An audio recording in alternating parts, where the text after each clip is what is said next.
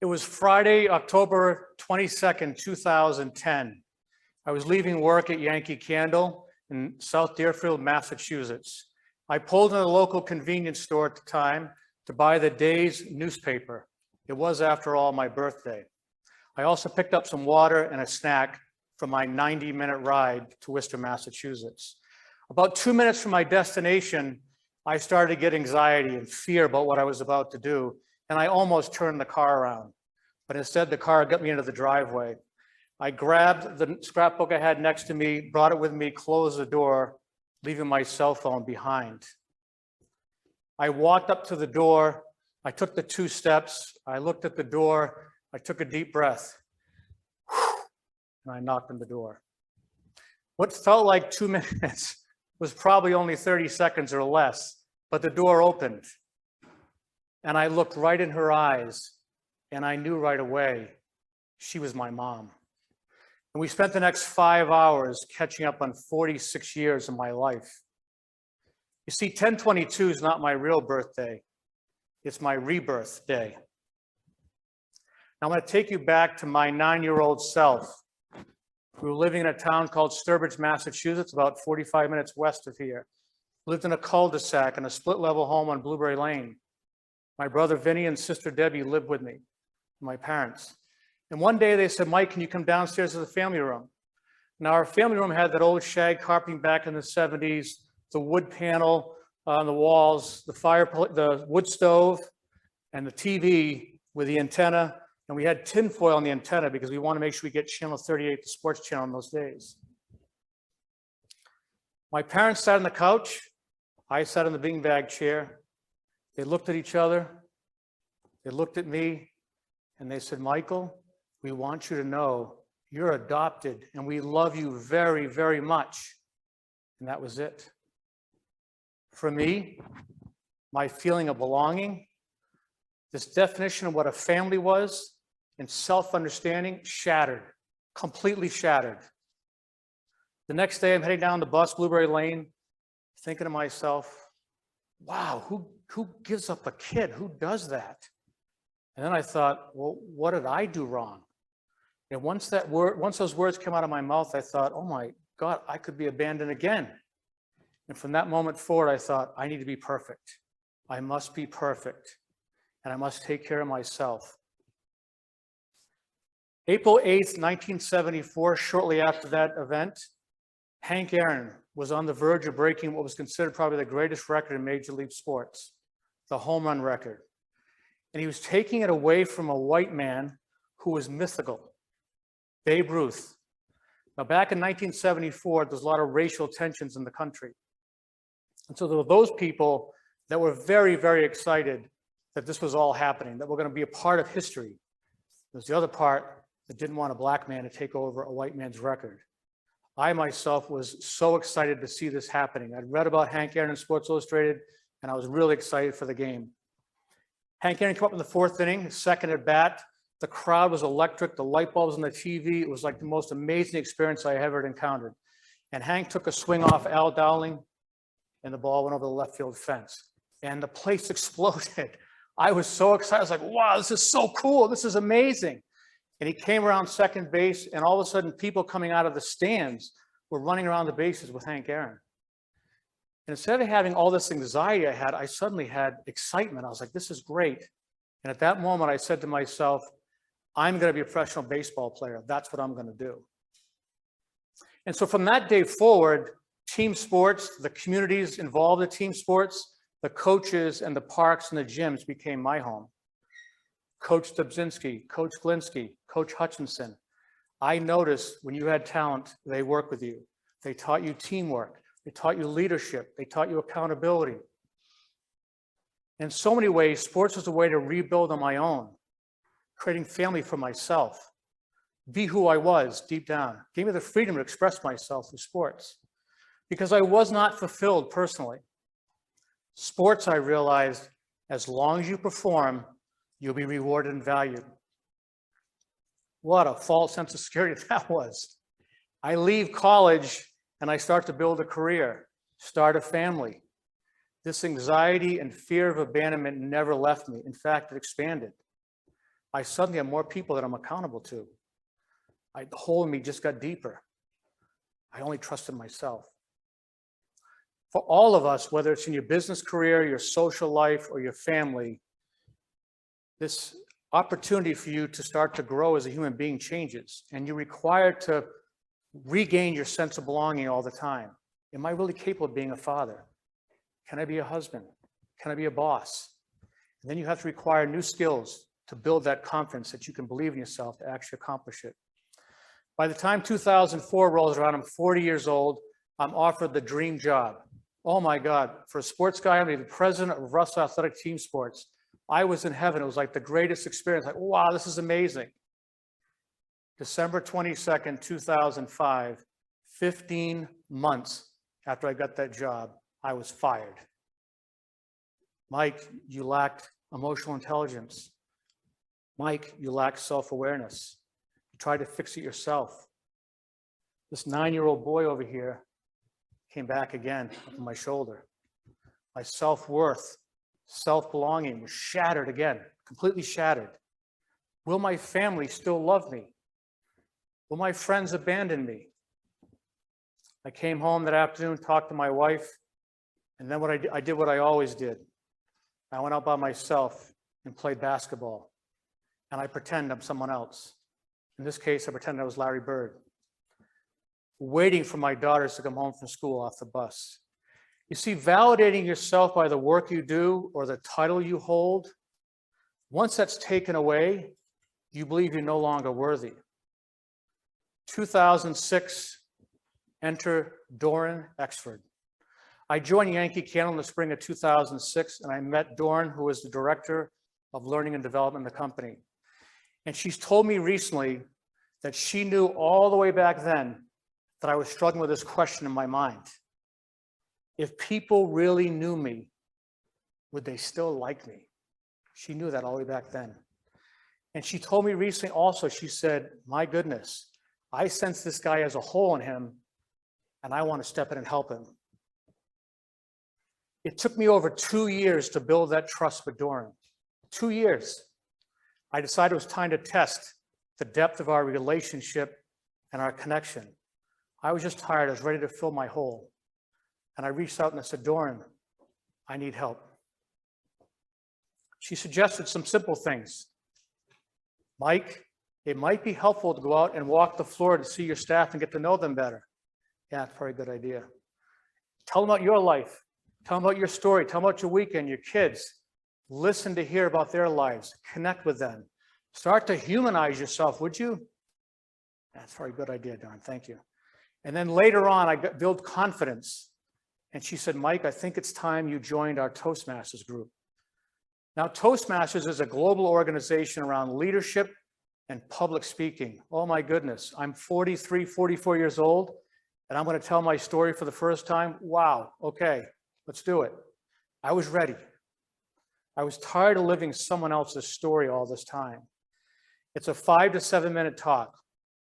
And when I was done, instead of worrying about that people think less of me, that was my fear going into it, people embraced me for the courage. And I saw for the first time, to get where you want to go in life, you need others with you. People that'll hold you accountable, but they'll come willingly with you. It was that powerful. It was a rebirth for me. I continued to look for more people. I had met Father John in 4th grade, and intermittently I'd kept in touch with him. But I decided Father John was the next person. And I called Father John, and I said, Father John, I need help. He said, tell me what's going on. I said, I want to build out my spiritual journey with you. He said, more than happy to go do that. And then a little bit later on in 2010, I decided it was time to meet my biological mother. Now, I knew that was going to be a difficult conversation, though, because my parents who had adopted me would be very difficult to have this conversation. Enter Craig Ryden. Now, Craig was the CEO of Yankee Candle, and I highly respected Craig. For those of you that go to school here and live in New England, just think about the coldest day you've ever had, and you're in bed at night, you're trying to find that big heavy blanket, and you grab it, and you throw it on top of you in bed, but it doesn't keep you any warmer, but you feel safer and more secure having that heavy weight on you. That's who Craig was for me. And I reached out to Craig because he had adopted a son. So Craig would have fully understood what it'd be like to have this conversation with someone who adopted a child. And so I reached out to Craig. I said, I need some help. He spent over an hour with me. He gave me a lot of advice and thoughts about how to think about this conversation so that it would go well. And at the end, he said something I'll never forget. He said, Mike, I think it's time you go find your mom. Doran, Father John, Craig, my wife Maggie, our daughters Amanda, Sarah, and Katie, and so many other people, my parents who adopted me, guided me on this new journey. So now I want to look forward to where I started today with that knock on the door. My biological mother, meeting her name is Alice. She, at the same time we met, introduced me to my 3 new siblings, David, Dwayne, and Kimberly. It was so cool. 2 of them, Dwayne and Kimberly, were in sales like I was. We connected on so many fronts. I thought, wow, this is so cool. It's amazing. I realized I went to college 3 miles away from where they lived their whole life, and I had no idea. 3 miles away. And my mother, Alice, when I understood what she had been through and how she got through her life, the resilience that she had was extraordinary. It was amazing. I heard about my biological father, Louis, who I never would meet, never had the opportunity, never will. I finally began to really understand who the hell I was. And I started scanning the room as everybody's chatting and talking and sharing stories. And I thought, all those negative thoughts I had as a little boy all the way up to this point about being abandoned were so misguided. I have friends of mine from high school and college who go, Jesus, Thorne, if you just told me that was going on, I could have helped you back then. Why didn't you say something? We had no idea. I realized I am so blessed to be alive. My mother could have made a very, very different choice. It made me so grateful versus resentful. And it gave the courage to start trusting myself inside, start building more of these personal trust communities, these people around me, to pursue more purposeful work in my life versus chasing acceptance all the time. I said thank you as I got up to leave. I'm really thankful for welcoming me to the family, helping me find out who I am. Because I know when you know where you've come from, it makes it a hell of a lot easier to know where you're going to go. I got back in the car and I noticed my wife had texted and called me several times while I was inside. Look, neither one of us knew what exactly would happen when I knocked on that door and asked for help. There's a Harvard Business Review article that talks about the warm glow that human beings get when somebody asks them for help. It actually lifts many people out of their own negative emotional state, and it does foster connection. So let me tell you a secret. You want to hear a secret? People actually want to help each other. They do. So for me, meeting my biological mother, Alice, unleashed my greatness, my rebirth, because I realized life is on the other side for many of us, but we all fear knocking on that door. Many of us don't believe we're worthy of our own happiness or fear it's just not possible. Maybe something happened to us. Maybe we have a lived experience holding us back. So I stand on the shore with you and I look across to the other side where you want to get to. And I say, let's swim together. And you say, Mike, that's too far. I don't want to swim. I said, okay, I understand. I'm going to build you a bridge so you can walk across the other side. Well, that's a lot better, but you don't know I'm afraid of heights. Okay, I got it. What I'm going to do is take this bridge. I'm going to put people lined up along this, these trusted people to help you, give you encouragement, to cheer you along the way to get to the other side. Whew, yeah, that's even better, Mike, but it's going to be so cold. I just can't do it. I just can't do it.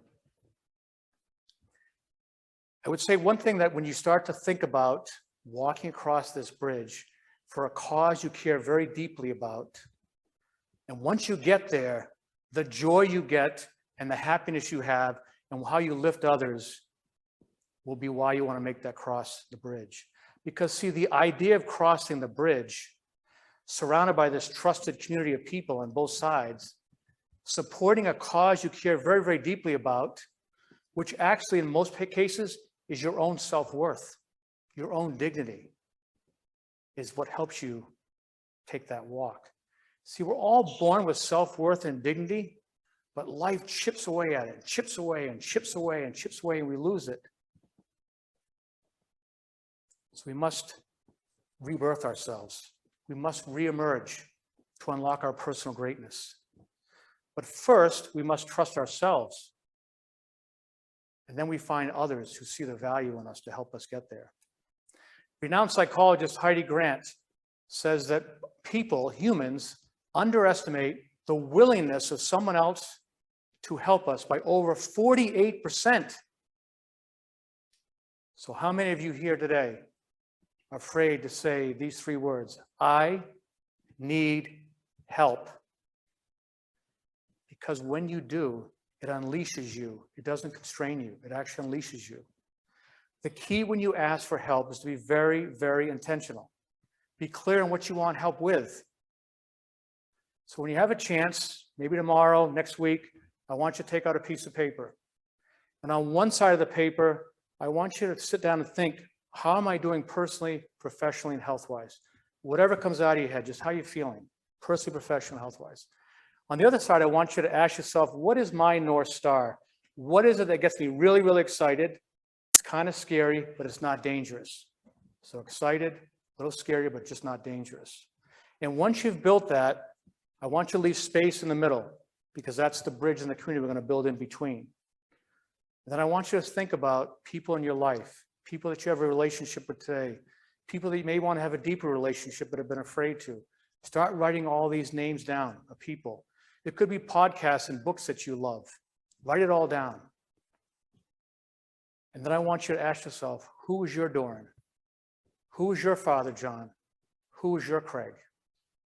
And I want you to find the one person when you get that list out that you feel the most comfortable with, the safest with. And then I want you to do what I did, which was to knock on the door or pick up the phone. And you say to that person, I need help. And then you tell them what you need help for. What is it you're trying to get to? What's that North Star? And I guarantee you, when you do that, you're going to find in life that once you declare where you're going, people show up. And you're going to unleash your own greatness and rebirth.